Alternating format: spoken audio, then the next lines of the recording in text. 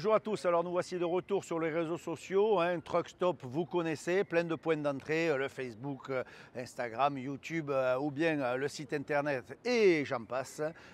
Ici aux États-Unis. Alors aux États-Unis, en Californie très exactement, à Anaheim, dans la banlieue de Los Angeles, pour ce que l'on pourrait appeler le plus grand salon sur les énergies nouvelles, les technologies du futur. Là c'était Expo.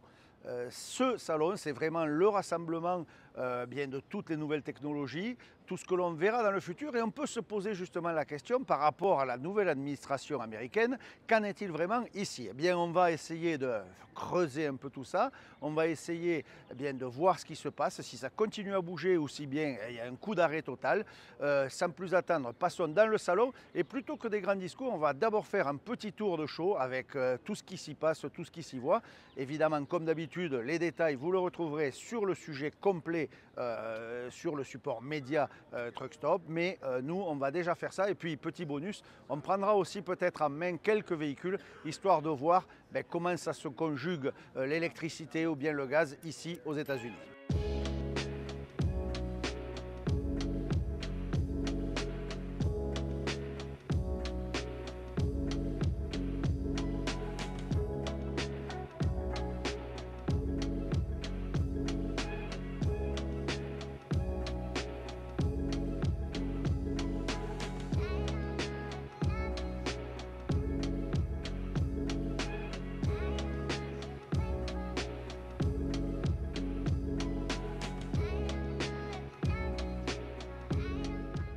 Alors lorsqu'on marche dans ce salon, eh bien, on voit plein de nouveautés, et quels que soient les constructeurs. Alors c'est un peu un mix de tout. Il y a de l'électrique, il y a de l'hydrogène, il y a du diesel conventionnel, il y a du gaz, le retour du gaz aussi aux États-Unis, ça c'est important à noter. On peut voir comme ça le tout dernier Cascadia, donc ça c'est un moteur diesel traditionnel, mais dernière génération, dernière norme. Il y a également le Navistar qui est comme ça, avec la chaîne cinématique Traton que l'on connaît, le S13, en gros le moteur que l'on connaît sur le Scania ou le MAN avec la boîte de vitesse. C'est vraiment ce salon un mix de tout ça, avec pas mal de nouvelles énergies, des nouveaux constructeurs aussi. Vous le verrez, on en prendra le volant plus tard, mais le Windrose, il y a le Tesla, il y a pas mal de choses un peu atypiques, et également les camions autonomes, mais ça on va aller le voir chez Volvo. Suivez-moi.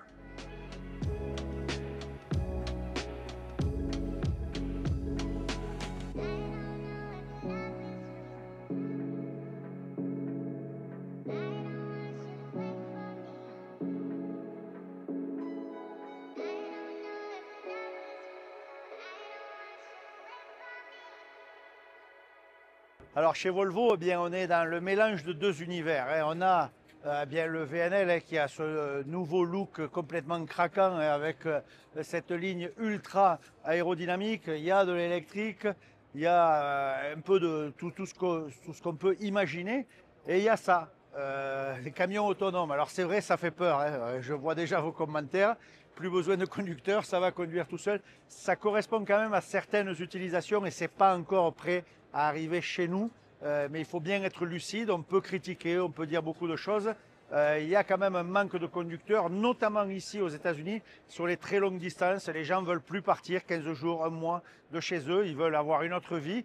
Eh bien, ces camions-là, ils seront peut-être destinés à remplacer bien certains conducteurs sur ces trajets où on ne trouve plus de chauffeurs. Donc voilà, n'allons pas trop vite en conclusion. Je sais ce que vous en pensez. J'en passe pas moins, soyons honnêtes. Mais ça existe, c'est là. Et ici aux États-Unis, c'est en test. C'est-à-dire qu'ils le testent sur la route en conditions réelles. On est bien loin des tests en laboratoire ou sur circuit fermé. La réalité ici, elle est là. Et on devrait plus tarder à en voir sur certains itinéraires.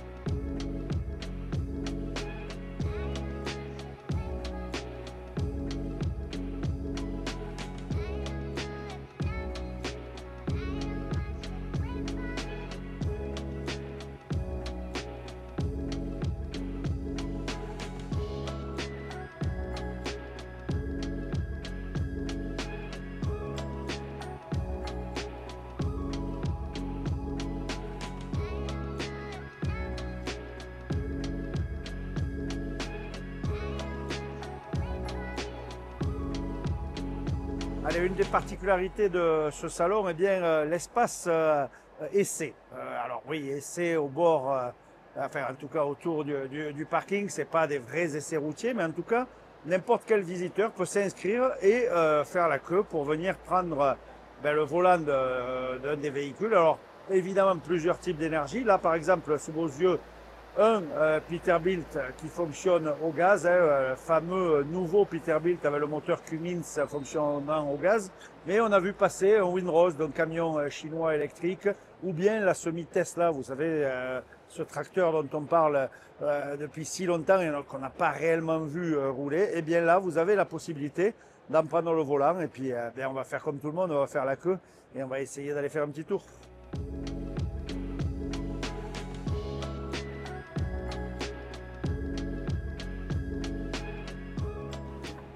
Allez, je vous avais dit qu'on allait prendre le volant, eh bien c'est chose faite et pas avec n'importe lequel, avec Kenworth, hein, évidemment une marque qui me tient à cœur, hein, Kenworth, Peterbilt, vous savez.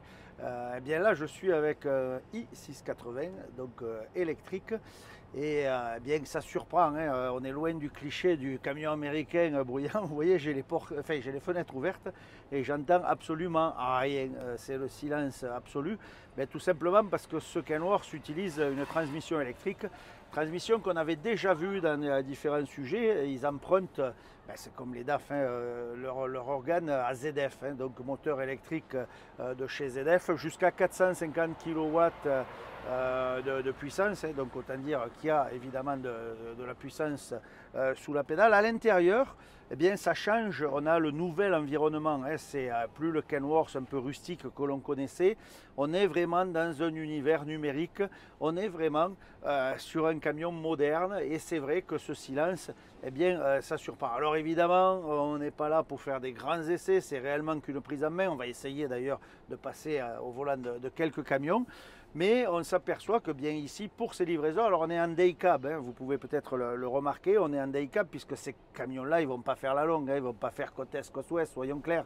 Mais en tout cas, dans les centres urbains, ils vont bien avoir leur place, hein. Particularité, vous avez peut-être remarqué sur les images extérieures, il y a des rétroviseurs classiques couplés aux rétroviseurs numériques. Alors les rétroviseurs numériques, bien, c'est ce qu'on connaît plus ou moins chez nous, hein. Il n'y a pas de surprise, on les retrouve là, ils sont sur les angles de porte, mais la législation américaine oblige à garder les rétroviseurs traditionnels. Alors bon, voilà, ça fait double effet. Bon, d'un autre côté, c'est pas mal. Après, on peut se poser la question du pourquoi. Mais en tout cas, les rétroviseurs classiques sur le Kenworth sont réduits à leur plus petite expression. Voilà, donc combinaison des deux. Pour le reste, au niveau des écrans numériques, c'est bien plus grand que chez nous. On a un bel écran numérique central. On retrouve un peu ce que l'on connaît sur les DAF. Il n'y a pas de mystère, hein, la politique de groupe est bien là. Mais franchement, ça a une autre gueule. C'est vraiment bien plus grand. Côté conduite, c'est fluide, hein, c'est évidemment très fluide, hein, comme tous les camions numériques. On vous donnera tous les détails. Vous vous rappelez, hein, le point d'entrée, c'est truckstop.fr. Eh bien, vous retrouverez un sujet complet sur ce salon avec les fiches techniques de chaque camion. Allez, je continue mon petit tour à bord du Kenworth et on saute sans plus attendre dans un autre camion.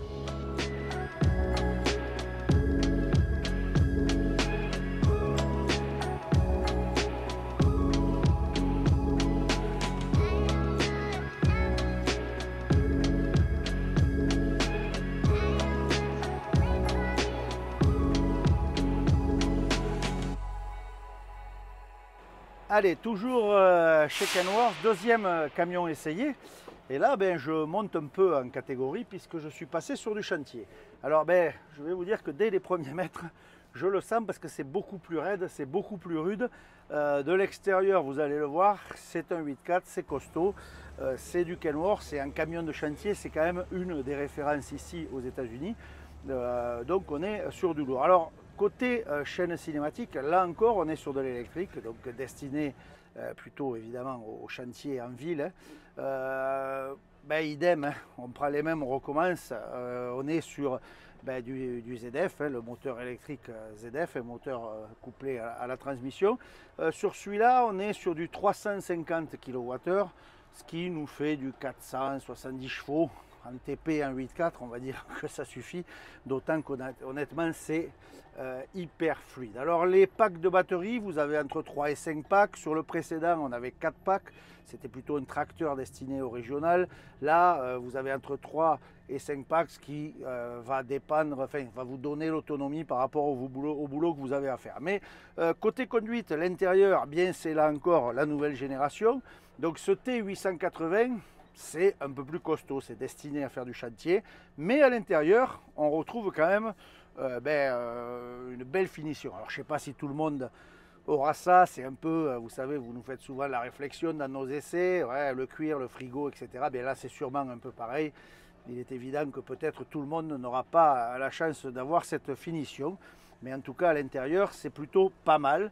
Si ce n'est que côté suspension, alors évidemment, on est vide, hein, donc ça joue également. Bien, on sent quand même un peu plus la route dans celui-là. Côté facilité de conduite, eh bien, on est bien loin de la Fuller, hein, de la boîte à crabeau où on faisait craquer les rapports. Il faut s'y faire avec ces camions électriques. Il n'y a surtout plus rien à faire puisque tu mets marche avant et ça y va, marche arrière, ça part dans l'autre sens. Voilà. En tout cas, petit tour du salon. Hein. On ne va pas dire qu'on fait un vrai essai, mais côté fun, c'est vrai qu'on n'est pas habitué à prendre le volant de ces camions-là. Donc, quand à y être, hein, autant pas gâcher son plaisir. Allez, on continue et on va essayer de prendre le volant d'autres curiosités où là, on est carrément sur de l'exotique.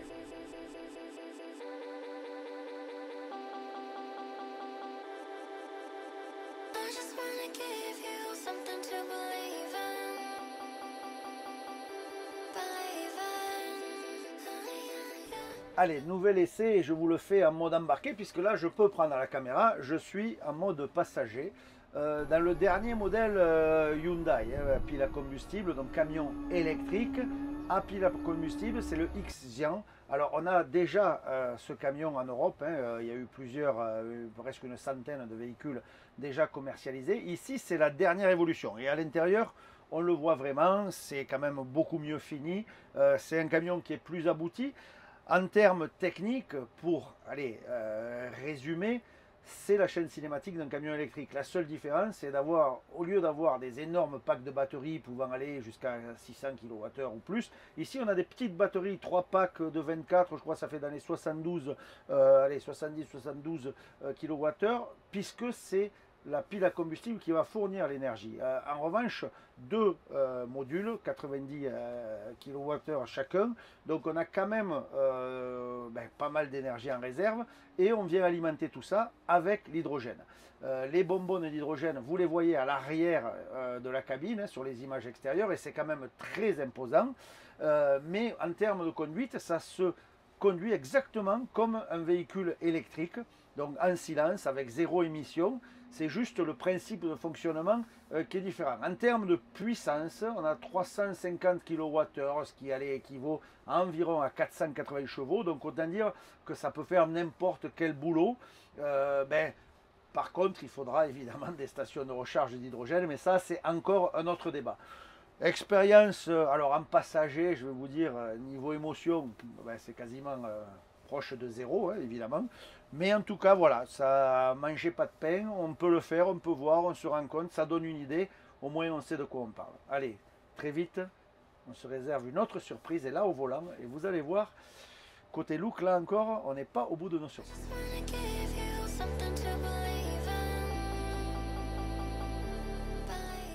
Allez, je vous avais dit que pour conclure, on aurait quelque chose d'un peu différent, et bien voilà, alors... Il y a la possibilité également de monter à bord du Tesla, mais que bon monter en passager. Disons que c'est pas très intéressant, donc j'ai choisi le Windrose. Pourquoi le Windrose? Eh bien tout simplement parce qu'il est arrivé en France et on commence à voir les premières démonstrations de ce camion dans notre pays. Donc voilà, hein, c'est cette bestiole-là. Alors évidemment, les commentaires, vous pouvez vous lâcher. Certains, évidemment, ils verront un look différent, on va dire, pour rester politiquement correct. Mais on va prendre le volant de ce camion, histoire de voir bien ce que ça vaut vraiment. Et on parlera un petit peu technique. Voilà. Mais vous voyez au premier abord un look carrément différent.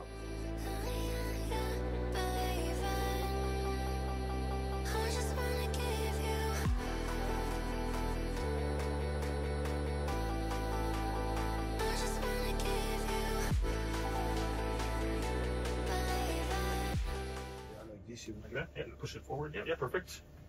Good. Okay, if you're comfortable, when you're ready, yeah, let's go for it. It's 5 miles an hour through here, and then once we get to the little course area. Allez, je vous avais dit une expérience un peu spéciale, eh bien c'est le cas puisque déjà je suis assis au milieu. Donc, alors pas tout à fait au milieu, ça c'est une astuce. En vérité, par rapport à la législation américaine, il faut être conduite à gauche. Donc on est un peu décalé sur la gauche, mais très honnêtement on ne le voit pas. On a une conduite centrale. Alors ça choque, c'est vrai, c'est différent. Mais ben, c'est quand même pas si bête, parce que du coup on a la même référence à droite à gauche. Alors ici on a des rétroviseurs classiques, hein, pas de rétro-caméra, tout simplement parce qu'aux États-Unis la législation oblige des rétroviseurs classiques, mais évidemment c'est possible d'avoir ça. Alors si au niveau du look on est un peu comme le fameux semi-Tesla, si ce n'est que le Tesla c'est un peu l'arlésienne, hein, on l'attend, on le voit, on le machin, mais en fin de compte on ne l'a jamais vraiment vu rouler, surtout sur nos routes. Le Windrose, il est là, il est bien là. Ça arrive à grands pas. Alors ici aux États-Unis, mais très prochainement, on va également l'essayer bien pour truckstop.fr en mode français, chargé, et on fera un essai régulier. En tout cas, niveau design, niveau allure, c'est pas mal du tout. On a les rétro-caméras aussi à l'intérieur, hein, donc il y a extérieur et les traditionnels et les rétro-caméras à l'intérieur. Mais une chose est sûre, c'est que ben, ça change vraiment. On est un peu quand même déboussolé au début, hein, puisque cette position de conduite, on n'en a pas vraiment l'habitude. Alors pour ceux qui connaissent la course, ça rappelle les DAF à l'époque, hein, puisqu'on avait les racing trucks qui étaient avec la conduite au milieu. Mais en tout cas, c'est plutôt sympa. Alors à l'intérieur, ça reste un peu basique, mais par contre, il y a un énorme volume. Et vous avez vu, j'ai mes confrères qui sont avec moi du Truck of the Year, hein, Will et Florian, que vous apercevez juste derrière, hein, qui filme, qui est mes confrères autrichiens et anglais du jury du Truck of the Year. En tout cas, expérience intéressante. Il me tarde vraiment d'essayer le camion sur nos routes françaises. Je vous le fais en live, mais Kyle, notre démonstrateur américain, let's do it, nous montre quelque chose qui est extraordinaire. On a la vue aérienne en 360 au-dessus et on peut bouger le camion et on peut orienter comme on veut pour voir les côtés. Ça, c'est quand même assez révolutionnaire. Si en termes de technique, ben, le camion est assez proche de ce qu'on connaît par exemple sur le Mercedes, puisqu'on a des batteries LFP, on a une distance à peu près de 600-700 km d'autonomie, il y a des références qui existent. Tout ça là, c'est assez futuriste. Vous le voyez peut-être avec la petite caméra ici, mais franchement c'est pas mal du tout, notamment lorsqu'on manœuvre. On voit vraiment les angles morts, on a vraiment une vision globale de l'ensemble. Et c'est plutôt surprenant, mais pas mal du tout. Je pense que ce camion va faire causer. Alors d'abord par le look, ça c'est certain, mais en termes de technique, il risque également de faire causer.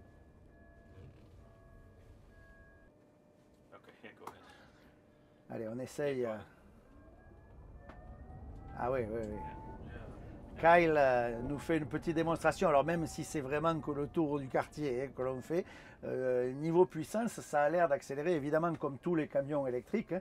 Thank you, Kyle. It was great. Yeah, good to know. But how many horsepower you said? 1200. Ah oui, 1200 chevaux quand même. Donc ça cause. Donc c'est vrai que ça va bouffer du pneu, ça c'est certain. En tout cas, allez, il me tarde vraiment de prendre le volant de ce camion chez nous en Europe.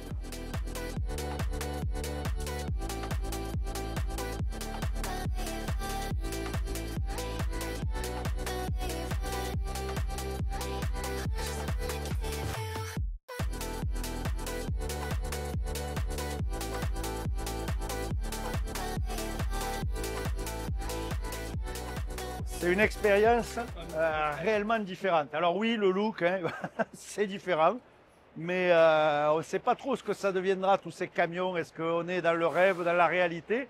Une chose est sûre, c'est qu'ils sont là, ils sont chez nous. Donc qui sait, eh bien, un de ces jours, ça risque de se multiplier sur nos routes. Allez, c'est ainsi que je vais conclure bien, ce salon ici, en Californie. Beaucoup de choses novatrices, beaucoup de choses qui bougent. On voit que malgré les réticences de l'administration Trump, et on s'aperçoit que les choses bougent aux États-Unis. Ça peut ralentir un petit peu, mais ça ne va pas s'arrêter. Donc, impatient de voir la suite.